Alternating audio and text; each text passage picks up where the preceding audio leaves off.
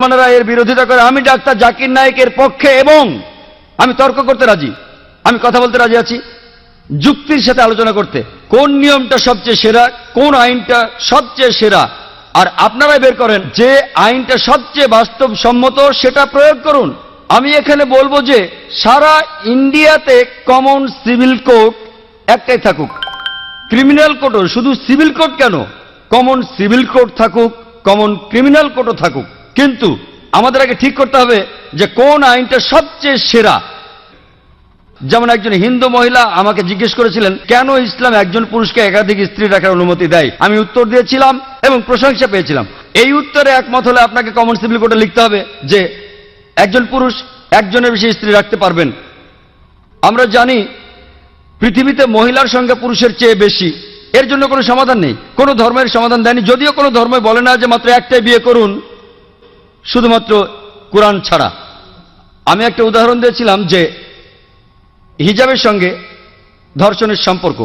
আমি উপমা দিয়েছিলাম যে সবচেয়ে কঠিন যে শাস্তিটা আমরা দিতে পারি, যে সর্বোচ্চ শাস্তিটা আমরা দিতে পারি, যার ফলাফল সবচেয়ে ভালো, যেমন ইসলাম বলে মহিলাদের হিজাব পরা উচিত। কোন পুরুষ কোন মহিলাকে দেখলে তার দৃষ্টি নিচু করবে, তারপরেও যদি কোনো পুরুষ ধর্ষণ করে সে সর্বোচ্চ শাস্তি পাবে, সেটা হলো মৃত্যুদণ্ড। আমি আমেরিকার পরিসংখ্যান দিয়েছিলাম যে 1990 সালে FBI এর রিপোর্ট অনুযায়ী 1756টি ধর্ষণ সংঘটিত হয়েছে প্রত্যেক দিন 1990 সালে। 1996 সালে US ডিপার্টমেন্ট অফ জাস্টিসের রিপোর্ট অনুযায়ী 2713টি ধর্ষণের ঘটনা ঘটেছে প্রত্যেক দিন 1996 সালে। অর্থাৎ প্রতি 32 সেকেন্ডে একটি ধর্ষণ ঘটছে। আমরা এখানে যে 2 ঘন্টা ধরে আছি, আমেরিকায় 200-রও বেশি ধর্ষণের ঘটনা ঘটে গেছে এই সময়ের মধ্যে। আমি বলছি যদি আপনারা ইসলামী শরিয়া মেনে চলেন যে যখনই কোনো পুরুষ মহিলার দিকে তাকাবে সে তার দৃষ্টি নিচু করবে, প্রত্যেক মহিলা ইসলামী হিজাব পরবে, পুরো শরীর ঢাকা থাকবে মুখ ও হাতের কবজি বাঁধে, তারপরও যদি কেউ ধর্ষণ করে সে সর্বোচ্চ শাস্তি পাবে। আমি একটা প্রশ্ন করছি, ধর্ষণের হার কি তাতে বাড়বে, একই রকম থাকবে নাকি কমে যাবে? এটা কমে যাবে, এটাই বাস্তব আইন। আর আপনারা দেখবেন একটা অনুষ্ঠান দেখিয়েছিল বিবিসিতে যেখানে বলা হচ্ছিল নাইজেরিয়া সম্পর্কে, তারা ইসলামী শরিয়া প্রয়োগ করেছিল, ধর্ষণের শাস্তি মৃত্যুদণ্ড, আর তখনই ধর্ষণের ঘটনা সেখানে কমে গিয়েছিল। পৃথিবীতে সবচেয়ে কম ধর্ষণের ঘটনা ঘটে সৌদি আরবে। আমি সৌদি আরবের পক্ষে বলছি না, তবে যেটা ভালো তার প্রশংসা করা উচিত। আমি অভিনন্দন জানাই LK আদভানিকে। আমার মনে পড়ছে কয়েক বছর আগে 1999 সালে অক্টোবর মাসে তিনি একটা বিবৃতি দিয়েছিলেন স্বরাষ্ট্রমন্ত্রী হিসেবে যে মৃত্যুদণ্ডই হবে একজন ধর্ষকের শাস্তি। তাকে অভিনন্দন জানাই, তিনি ইসলামের কাছাকাছি এসে গেছেন। হয়তো এর পরে স্বরাষ্ট্রমন্ত্রী বলবেন যে সব মহিলাদের হিজাব পরা উচিত। হ্যালো, আসসালামু আলাইকুম। আমার নাম ইয়াসির ফাহামি, আমি এসেছি ইরান থেকে। আমি যেটা জানতে চাই, আপনি নিশ্চয়ই সালমান রুশদির স্যাটানিক ভার্সেস পড়েছেন। একজন মুসলমান হিসাবে কেউ বইটা পছন্দ করবে না। আপনি কি মনে করেন যে ইমাম খোমেনি যা করেছিলেন তিনি কি ফতোয়াটা দিয়ে ঠিক করেছিলেন? এটাই আমার মূল প্রশ্ন। ইমাম খোমেনি যা করেছিলেন ফতোয়া জারি সালমান রুশদির বিরুদ্ধে, সেটা কি ঠিক ছিল? আপনি প্রশ্ন করেছেন সালমান রুশদি সম্পর্কে ইমাম খোমেনি যে ফতোয়া জারি করেছিলেন সেটা ঠিক ছিল কিনা। আমার প্রশ্ন হচ্ছে কেন ইমাম খোমেনি ফতোয়া জারি করলেন 1 বছর পরে? যে দেশ সবার আগে সালমান রুশদির স্যাটানিক ভার্সেস নিষিদ্ধ করেছিল সেটা ইন্ডিয়া। আর আমি এই কাজটার জন্য রাজীব গান্ধীকে অভিনন্দন জানাই। কেন ইমাম খোমেনি সালমান রুশদিকে হত্যা করার ফতোয়া দিলেন 1 বছর পরে? কারণ তাকে নিয়ে কোনো খবর হচ্ছিল না। সবই রাজনীতি, রাজনীতির খেলা। আপনি যদি ফতোয়া দিতে চান আপনি সেটা দেবেন। বইটি পৃথিবীর বিভিন্ন দেশে সমালোচিত হয়েছে, অনেক দেশ নিষিদ্ধ করেছে, আর তিনি ফতোয়া দিলেন তাকে হত্যা করতে হবে। ঠিক না ঠিক সেটা পরের কথা।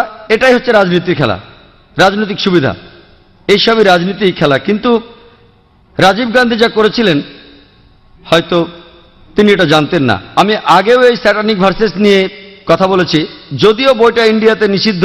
আমি বইটা পড়েছি। হয়তো জানেন সালমান রুশদি বলে যে সে মুসলমান ছিল, সে কাউকেই বাদ দেয়নি। তার বইতে সে রানী এলিজাবেথকে ছোট করেছে। আর সেই একই ব্রিটিশ সরকার এক আমেরিকান লেখকের বই নিষিদ্ধ করেছে অশ্লীল শব্দ ব্যবহারের জন্য, father, uncle, cousin, king, Margaret থ্যাচারকে উদ্দেশ্য করে। আর এই সালমান রুশদি শব্দটাকে আরো ভয়াবহ করলো আইএনজি যোগ করে। তারপরেও বইটা খুব জনপ্রিয়। তাহলে একজন আমেরিকান লেখক, তার বইটা নিষিদ্ধ হলো 4টা অক্ষর থ্যাচারকে বলার জন্য। আর এই লোক সালমান রুশদি সেটাকে ভয়াবহ করলো আইএনজি দিয়ে, সেই একই মার্গারেট থ্যাচারকে উদ্দেশ্য করে, কিন্তু সে পেল পুরস্কার। কেন? কারণ সে ইসলামের নিন্দা করেছে, এতে তারা খুব খুশি। আর আপনি কি জানেন সে বাদ দেয়নি রাম সীতাকেও? এদেরকে শ্রদ্ধা করে বেশিরভাগ ইন্ডিয়ান, তাদেরকেও ছোট করেছে। আমি শব্দটা আর বলতে চাই না, সে তাদেরকেও ছোট করেছে, তাদেরকেও ছাড়েনি। আর অনেক লোকই সেটা সমর্থন করে। তাই রাজীব গান্ধী সম্ভবত জানতেন না, কিন্তু পরে তিনি বইটা পড়ে বুঝতে পেরেছেন যে কাউকে সেখানে বাদ দেওয়া হয়নি। তাহলে কেউ যদি সব সময় নিন্দা করে, পবিত্র কোরআনের সূরা মায়দার 33 নম্বর আয়াতে উল্লেখ আছে যে যদি কোনো ব্যক্তি আল্লাহর বিরুদ্ধে যুদ্ধ করে, আর তার নবীর বিরুদ্ধে, অনেকগুলো পদ্ধতি আছে। একটা হচ্ছে তাকে মৃত্যুদণ্ড দিন, ক্রুশবিদ্ধ করুন, বিপরীত দিক থেকে হাত পা কেটে ফেলুন, অথবা দেশ থেকে বহিষ্কার করে দিন। আর এই আইন শুধু কোরআনে নয়, এটা বাইবেলেও আছে। যদি আপনি বুক অব লেভিটিকাস পড়েন, সেখানে আছে যদি কেউ ধর্মের বিরুদ্ধাচরণ করে তাকে পাথর নিক্ষেপ করে হত্যা করো। এমনকি একজন পথিকও তাকে পাথর নিক্ষেপ করতে পারে যে ধর্মের বিরোধিতা করে। তাহলে এই আইন সব ধর্মগ্রন্থে আছে, শুধুমাত্র ইসলামে নয়, বেশিরভাগ ধর্মগ্রন্থেই এ কথা আছে। হতে পারে খ্রিস্টান ধর্ম, হতে পারে ইসলাম ধর্ম, হতে পারে ইহুদি ধর্ম। স্রষ্টার বিরোধিতা যদি নিশ্চিতভাবে ঈশ্বরের বিরোধিতা করা হয়, অন্য কোনো দেশে সীমা নাই। আমরা এখান থেকে ফতোয়া দিতে পারি না যে তাকে হত্যা করা হবে ইত্যাদি।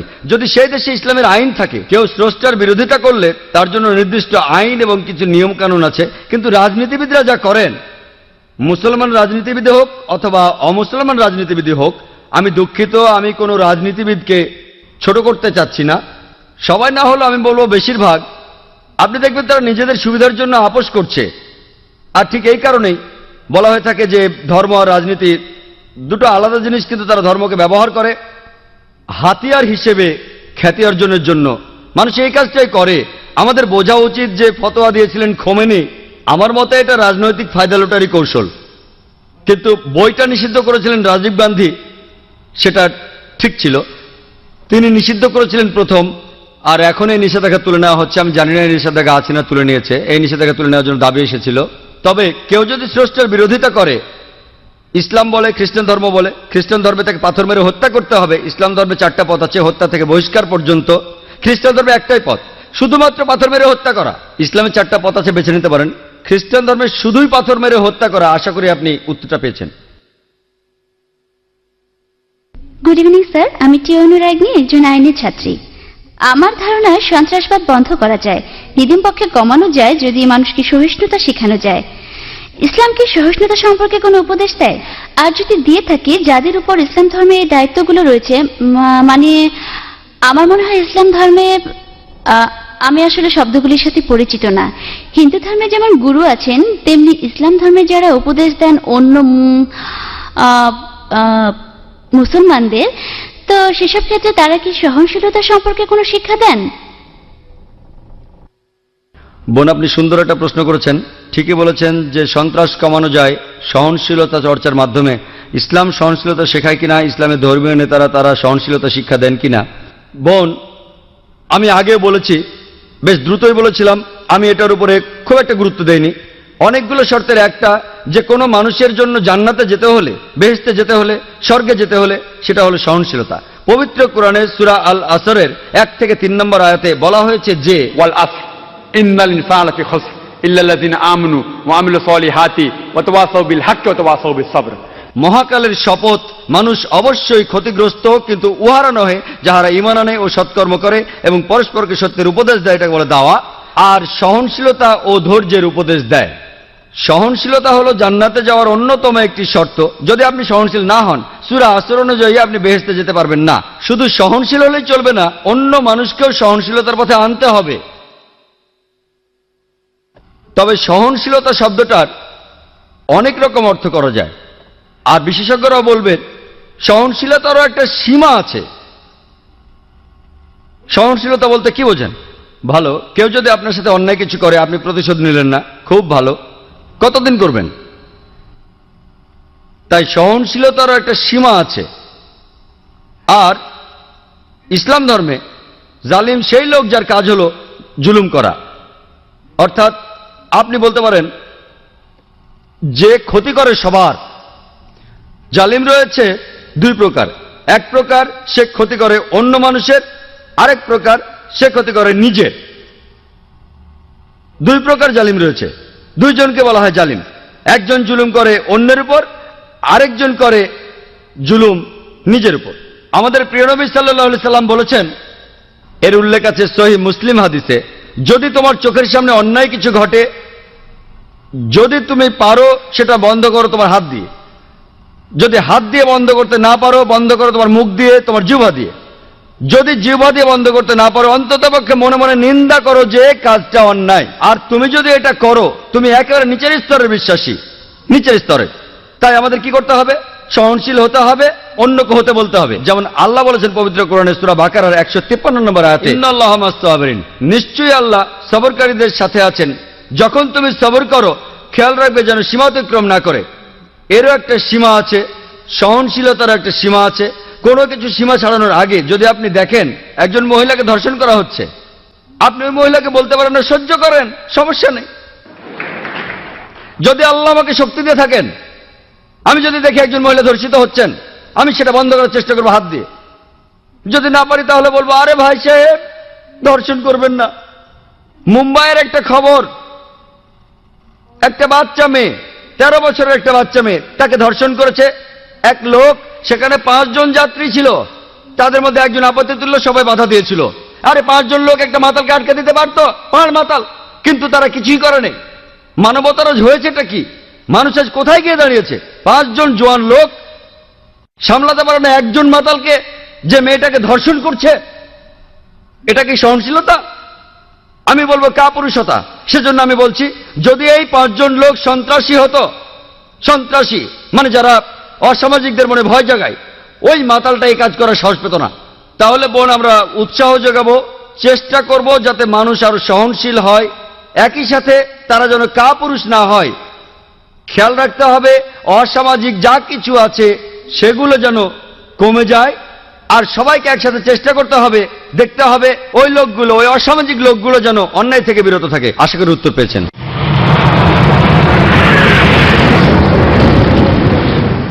হ্যালো, আমার নাম দীপক, আমি একজন চার্টার অ্যাকাউন্টেন্ট।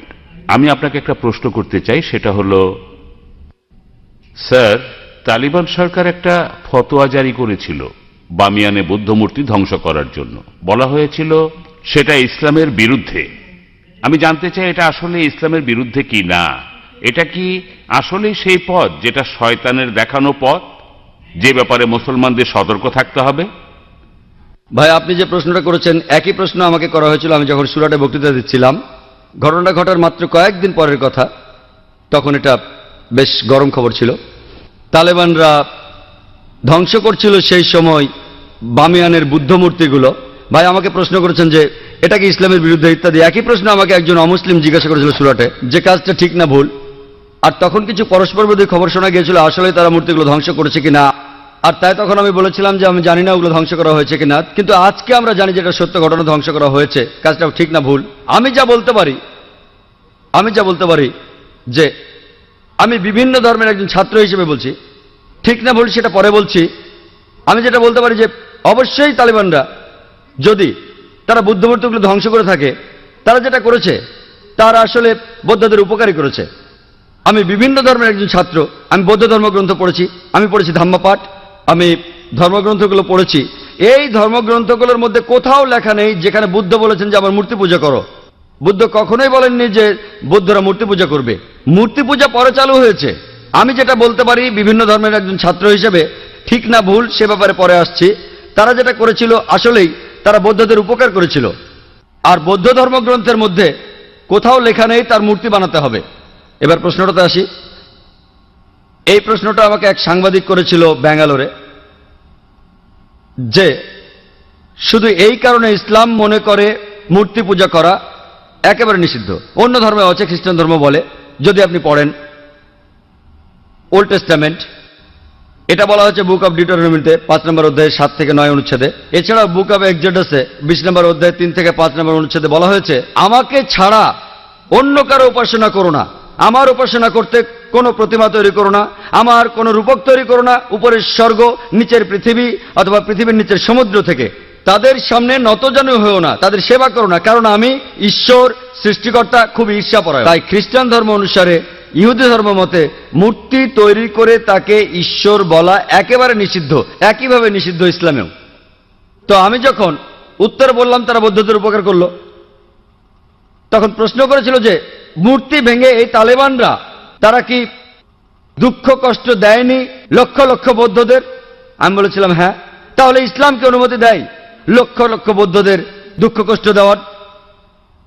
আমি সেই সাংবাদিককে প্রশ্ন করেছিলাম কি করা যাবে যদি ইন্ডিয়ান সরকার ধরে ফেলে বেশ কিছু ড্রাগস, কোকেন, ব্রাউন সুগার, যার দাম 10 কোটি টাকা, প্রায় $1.5 মিলিয়ন দামের ড্রাগস ধরল, তারা কি করবে ইন্ডিয়ান সরকার? সেই সাংবাদিক বললেন যে ইন্ডিয়ান সরকার সেটা পুড়িয়ে ফেলবে। আমি বললাম ভালো। তারপর বললাম আপনি কি জানেন এই পৃথিবীতে লক্ষ লক্ষ মানুষের কাছে ড্রাগস ঈশ্বর? তাহলে আপনি কি ইন্ডিয়ান সরকারের সাথে একমত হবেন না, তাদের বিপক্ষে যাবেন যে তারা ধ্বংস করেছে লক্ষ লক্ষ মাদক সেবীদের ঈশ্বরকে? কারণ ইন্ডিয়ান সরকার মনে করে যে ড্রাগস ক্ষতি করে শরীরের জন্য, তারা যা করছে ঠিক করছে, যদিও সেটা কষ্ট দিচ্ছে লক্ষ লক্ষ ড্রাগ অ্যাডিক্টেডদের, কিন্তু এটা ঠিক না জেনেই তারা পুড়িয়ে ফেলছে। আপনি সেখানে গিয়ে ইন্ডিয়ান সরকারকে বলতে পারেন না যে কেন ড্রাগস পড়াচ্ছেন, অ্যাডিক্টেডদের খারাপ লাগবে। তাই একইভাবে আফগানিস্তান, সেখানকার সরকার, এটা তাদের সম্পত্তি, ওই মূর্তিগুলো তাদের সম্পত্তি। যদি তারা এই কাজ করতো অন্য কোনো দেশে তাহলে আপত্তি জানাতে পারতেন। তারা তাদের দেশে এটা করেছে, এটা তাদের সম্পত্তি, তাদের পছন্দ হলে তারা রাখবে, ইচ্ছে হলে ধ্বংস করে ফেলবে। আমরা আপত্তি জানানোর কে? আমরা কে? আর এছাড়াও যদি আপনি দেখেন যে লোকজন নিজেদের মধ্যে বলাবলি করছে যে ইন্ডিয়ান সরকার খুবই সহনশীল। আপনি কি জানেন যে বোম্বেতে যখন আপনি ডোমেস্টিক এয়ারপোর্টে আসবেন, সান্তাক্রুজ এয়ারপোর্টে, যেখানে একটা বড় মূর্তি ছিল মহাবীরের হোটেল জালের ঠিক সামনেই মূর্তিটা ছিল নগ্ন। তারপর লোকজন আপত্তি জানালো, তখন মূর্তিটার সামনে একটা দেয়াল তুলে দেয়া হলো। তারপর কয়েক মাস পরে তারা সরিয়ে ফেললো মূর্তিটা। এই একই লোকগুলি যারা আপত্তি জানালো মূর্তির ব্যাপারে, সেই লোকগুলো নিন্দা জানাচ্ছে আফগানিস্তানকে। কেন? একই লোকগুলো আপত্তি জানালো রাস্তার উপর একটা মূর্তির ব্যাপারে। দেখলেন? আপনি কি জানেন ইন্ডিয়াতে জৈন ধর্মের অনুসারীর সংখ্যা আফগানিস্তানের বৌদ্ধদের চেয়ে বেশি? তাই যখন বোম্বের সরকার সেই মূর্তিটাকে সরিয়ে ফেললো, যাকে মনে করা হয় ঈশ্বর, যাকে মনে করেন তীর্থঙ্কর জৈনরা, আর জৈন ধর্মের অনুসারীর সংখ্যা ইন্ডিয়াতে যারা আছে আফগানিস্তানের বৌদ্ধদের চেয়ে বেশি, সেই সময় কি আপত্তি তোলেনি? আর যখন আফগানিস্তান সরকার এটা করছে তখন আপনি আপত্তি জানাচ্ছেন কেন? এই দুই মুখ নীতি। কারণটা হচ্ছে ওয়ার্ল্ড ব্যাংক। জৈনরা কি দুঃখ পায়নি যখন জৈনরা একটা মূর্তি রাখলো মহাবীরের, যাকে তারা মনে করে তীর্থঙ্কর? আপনি কেন আপত্তি জানাবেন? ঠিক তখনই সবাই বলে উঠলো যে সরাতে হবে মূর্তিটা, সরাতে হবে মূর্তিটা। আর সেই লোকগুলো আপত্তি আর নিন্দা জানাচ্ছে কেন তোমরা ধ্বংস করলে বামিয়ানদের বুদ্ধ মূর্তিগুলো? দুমুখ নীতি। আর তাই আমাদের মানুষ হিসাবে নেওয়া উচিত একমুখ নীতি। এক একবার এক এক রূপ ধারণ করা, এই নিয়ম ভালো না। আমি যেটা মনে করি এটা তাদের সম্পত্তি। ধরেন একজন অমুসলিম একটা বাড়ি কিনলো, সেই ঘরের মধ্যে খোদাই করা আছে কাবা শরীফ। ধরেন কাবা শরীফ, যদি সেই অমুসলিম কাবা শরীফ পছন্দ না করে সেটা ঢেকে ফেলে, কে আপত্তি জানাবে? যদি কেউ। আর বিশ্বাস করেন যদি কোনো মুসলমান যদি সে তৈরি করে কোন মূর্তি মোহাম্মদ সাল্লাল্লাহু আলাইহি সাল্লামের, আপনি যদি সেই মূর্তি ধ্বংস করেন, সারা বিশ্বের মুসলমান যদি আপনার বিপক্ষে থাকে, আমি ডাক্তার জাকির নায়েক আপনার পক্ষে থাকবো। কারণ মোহাম্মদ সাল্লাল্লাহু আলাইহি সাল্লামের মূর্তি তৈরি করা সম্পূর্ণ নিষেধ। যদি কোনো মুসলমান পাগল মোহাম্মদ সাল্লাল্লাহু আলাইহি সাল্লামের মূর্তি তৈরি করে এবং তার পূজা করে, আর আপনি একজন অমুসলিম যিনি ইসলাম সম্পর্কে জানেন, আপনি যদি সেই মূর্তি ধ্বংস করেন, যদি সারা বিশ্বের মুসলমান আপনার বিপক্ষে থাকে, আমি ডাক্তার জাকির নায়েক আপনার পক্ষে থাকবো।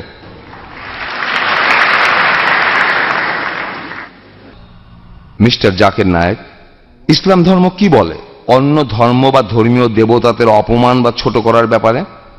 আমি এই প্রশ্নটা যে কারণে করেছি যে যখন একজন ইন্ডিয়ান চিত্রশিল্পী, যিনি একজন মুসলমান, তিনি এঁকেছেন হিন্দু দেবী সরস্বতীকে নগ্ন অবস্থায়, যেখানে সবাই প্রশংসা করেছিল যে এটা মত প্রকাশের স্বাধীনতা। আর প্রত্যেক ইন্ডিয়ান এবং সমর্থকই, যখন সালমান রুশদি একটা বই লিখেছিল ইসলাম সম্পর্কে, যখন বইটা রাজীব গান্ধী নিষিদ্ধ করলেন, প্রায় প্রত্যেক ইন্ডিয়ানই সেটা সমর্থন করেছিল। কিন্তু যখন হুসেন আঁকলেন একজন হিন্দু দেবীকে নগ্নভাবে, ইন্ডিয়ার রাজনৈতিক দলগুলো, বিশেষ করে কমিউনিস্ট দলগুলো, তারা বলেছিল যে এটা মত প্রকাশের স্বাধীনতা, তিনি যা খুশি আঁকতে পারেন। এখন ইসলাম এই সম্পর্কে কি বলে? অন্য ধর্মের দেবতাদের অপমান করা সম্পর্কে ভাই, আপনি যে মুসলমান শিল্পীর কথা বলেছেন তিনি FM হোসেন, নাম বলেননি, হয়তো জানেন না বা জেনেও বলতে চাননি। FM হোসেন বোম্বেতে থাকেন, আমিও শহর থেকে এসেছি। তিনি কিছু ছবি এঁকেছেন সরস্বতী দেবীর নগ্নভাবে, আর অনেক সাংবাদিকই তাকে সমর্থন করেছেন যে এটা মত প্রকাশের স্বাধীনতা। আপনি আমার মতামত জানতে চান? প্রথম কথা, কোনো মহিলা দেবী হোক বা না হোক, তার নগ্ন ছবি আঁকা ইসলামে সম্পূর্ণ হারাম, হোক সে মুসলিম বা অমুসলিম। এটা একেবারে অনৈতিক, অমানবিক। কেন আপনি আপনার মেয়েকে বিক্রি করবেন? কেন আপনি পিছিয়ে যাবেন? দেখেন পশ্চিমা কালচারে কি হচ্ছে। তারা বিক্রি করছে আমাদের বোনদের, বিক্রি করছে মায়েদের। একটা বিখ্যাত অ্যাডের নাম শুনেছিলাম, বিএমডাব্লিউ গাড়ির নাম শুনেছেন? এটা অনেকটা মার্সিডিজের মতো, ধনী লোকদের জন্য মার্সিডিজ খুব দামি একটা গাড়ি। সেই বিজ্ঞাপনে আমি দুঃখের সাথে বলছি, আমি শুনেছিলাম যে এক মহিলা বিকিনি পরে দাঁড়িয়ে আছে, গাড়ির সামনে উপরে লেখা আছে তাকে পরীক্ষামূলকভাবে চালানো শুরু করে এখনই। কাকে? গাড়ি না মেয়েটাকে? গাড়ির সামনে ওই মেয়েটার কি প্রয়োজন ছিল? তাহলে এই সব কিছুই মত প্রকাশের স্বাধীনতার নামে মেয়েদের অপমান করা। FM হোসেন যা করেছেন সেটা সম্পূর্ণ ভুল। মূল প্রশ্নতে আসি, আপনি কি সমালোচনা করতে পারেন অন্যান্য ধর্মের দেবতাদের? পবিত্র কোরআনে সূরা আনামের 108 নম্বর আয়াতে উল্লেখ আছে যে তাদের নিন্দা করো না, তাদের ছোট করো না যারা অন্য কারো উপাসনা করে আল্লাহকে বাদ দিয়ে, বরং তারাই না জেনে নিন্দা করে আল্লাহ সুবহানাহু ওয়া তাআলার। কোরআন বলছে নিন্দা করো না ওই দেবতাদের যারা তাদের উপাসনা করে আল্লাহকে ছাড়া, বরং তারাই না জেনে নিন্দা করে আল্লাহ সুবহানাহু ওয়া তাআলার। তাই ইসলাম ধর্মে এটা নিষিদ্ধ। আরো নিন্দা করা কোন ধর্মের দেবতাকে, যদিও আপনি তাকে মানেন না, এটা নিষিদ্ধ। একই কথা কোরআনে সূরা আনামের 108 নম্বর আয়াতে বলা হয়েছে। আর FM হোসেন যা করেছেন একটা নগ্ন